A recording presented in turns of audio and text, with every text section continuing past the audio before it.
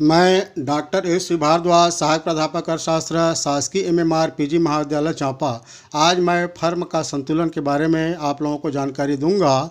बाजार में तीन तरह की परिस्थितियां पाई जाती है: पूर्ण प्रतियोगिता, एकाधिकार और इन दोनों के बीच की स्थिति जिनको बोलते हैं अपूर्ण प्रतियोगिता। अपूर्ण प्रतियोगिता में द्वयाधिकार, अल्पाधिकार और एकाधिकृत प्रतियोगिता तीन स्थितियां पाई जाती है। हम यहाँ पर मोनोपोलिस्टिक कंपटीशन, एकाधिकृत प्रतियोगिता के बारे में चर्चा करेंगे। अमेरिकी अर्थशास्त्री चैम्बरलिन इसे एकाधिकृत प्रतियोगिता कहते हैं, जबकि इंग्लैंड के अर्थशास्त्री श्रीमती जॉन रॉबिन्सन अपूर्ण प्रतियोगिता। लेफ्टविच कहते हैं कि एकाधिकृत प्रतियोगिता वह बाजार स्थिति है जिसमें किसी वस्तु के बहुत से विक्रेता पाए जाते हैं, परंतु प्रत्येक विक्रेता की वस्तु उपभोक्ता के मस्तिष्क समेत दूसरे विक्रेताओं की वस्तु से अलग होती है। अब हम देखेंगे इनकी विशेषता को संक्षेप में। विक्रेताओं का अधिक संख्या का पाया जाना, वस्तु विभेद, निकट स्थानापन्न वस्तुएं यहाँ पर पाई जाती है और समरूप वस्तुओं का उत्पादन नहीं होता। प्रवेश एवं बहिर्गमन की पूरी तरह से आज़ादी फर्मों को रहती है। विक्रय लागतें का सामना फर्मों को करना पड़ता है। विज्ञापन, प्रचार प्रसार आदि के माध्यम से क्रेता को बाजार का अपूर्ण ज्ञान रहता है। गैर कीमत प्रतियोगिता, जैसे विक्रय लागतें अलग पाई जाती है, वैसे गैर कीमत प्रतियोगिता यहाँ पर पाई जाती है। जैसे घर पहुँच सेवा कोई दे देते हैं, खराब वस्तु को बदल देना, ये गैर कीमत प्रतियोगिता है। और फर्म की अपनी अलग से कीमत नीति यहाँ पर पाई जाती है। अब हम देखेंगे कि एकाधिकृत प्रतियोगिता में एक फर्म संतुलनावस्था को कैसे प्राप्त करता है। प्रत्येक प्रकार की बाजार परिस्थितियाँ, चाहे वह पूर्ण प्रतियोगिता हो चाहे एकाधिकार हो, आवश्यक शर्त साम्य के लिए फर्म का दो बातों का होना आवश्यक है।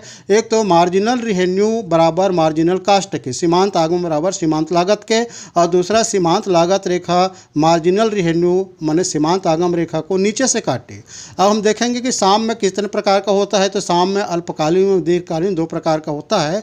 अल्पकाल में फर्म का साम्य तीन तरह की परिस्थितियां पाई जाती हैं।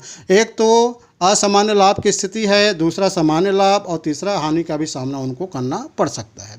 हम सबसे पहले असामान्य लाभ की स्थिति को देखेंगे। इस रेखा चित्र में एक और बातें हैं बताना कि मार्जिनल रिवेन्यू रेखा और एआर रेखा ऊपर से नीचे की ओर गिर रही है। वह इसलिए कि फर्म जब अपने वस्तु की अधिक मात्रा का विक्रय करना चाहता है तो वह वस्तु के मूल्यों में अवश्य कमी करेगा, और जिसकी वजह से मूल्यों में कमी के कारण ही ये ऊपर से नीचे एआर रेखा और एमआर रेखा नीचे की ओर गिरती है।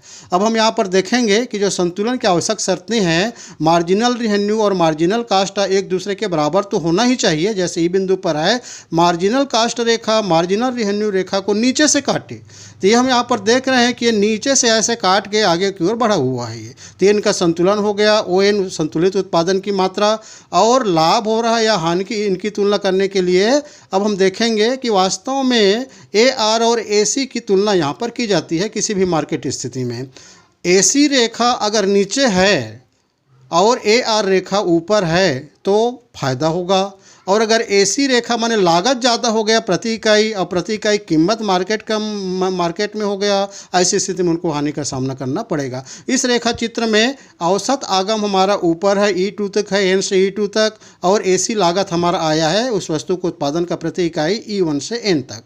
तो प्रति इकाई फायदा जो दिख रहा है E2 E1 के बराबर, कुल फायदा हमको यहाँ पर P1 E2 E1 P के बराबर हो रहा है। अब हम देखेंगे सामान्य लाभ की स्थिति को। सामान्य लाभ ऐसा स्थिति है जिसमें फर्म को न लाभ होती है न हानि का सामना करना पड़ता है, केवल सामान्य लाभ या शून्य लाभ की स्थिति उनको प्राप्त होती है।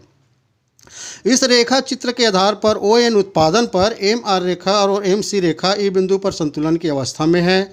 लाभ और हानि की तुलना के लिए हम देखते हैं कि औसत लागत रेखा और औसत आगम रेखा का स्थिति क्या है। तो हम देखते हैं कि ई बिंदु पर दोनों एक दूसरे पर मिले हुए हैं, जहां की कुल उत्पादन की मात्रा है। तो केवल उतना ही उनको कीमत की प्राप्ति हो रही है प्रति इकाई OP जितना उनकी लागत है E1 N के बराबर। न लाभ हो रही है न उनको हानि का सामना करना पड़ रहा है, केवल सामान्य लाभ की स्थिति है ये।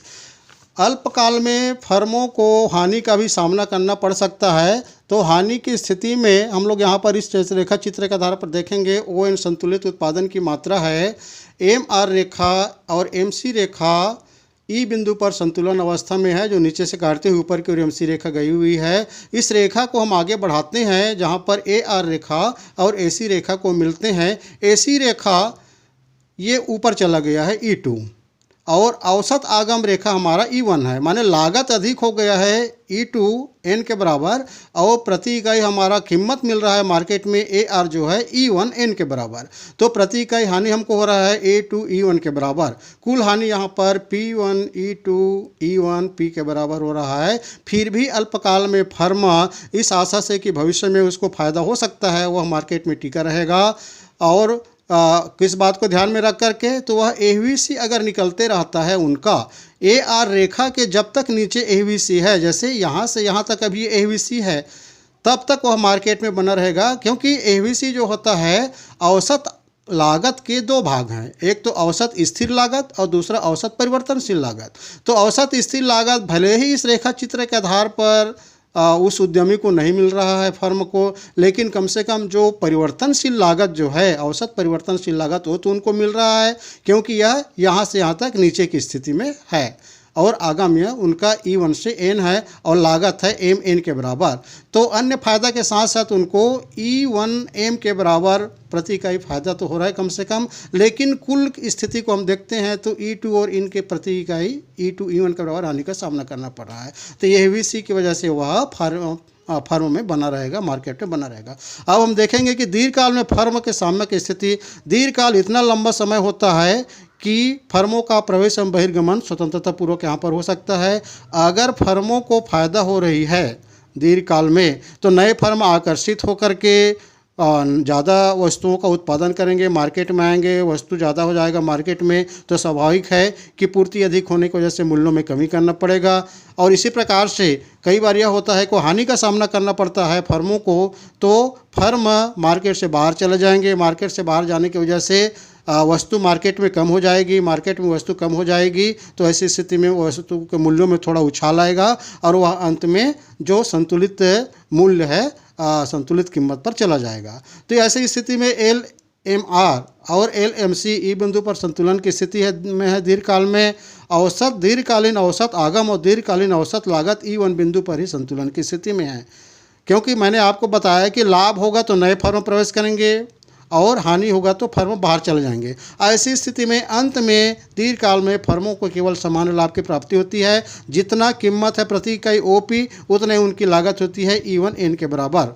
और ये दीर्घकाल में संतुलन में केवल सामान्य लाभ या शून्य लाभ की स्थिति देखने को हमको मिलता है। धन्यवाद।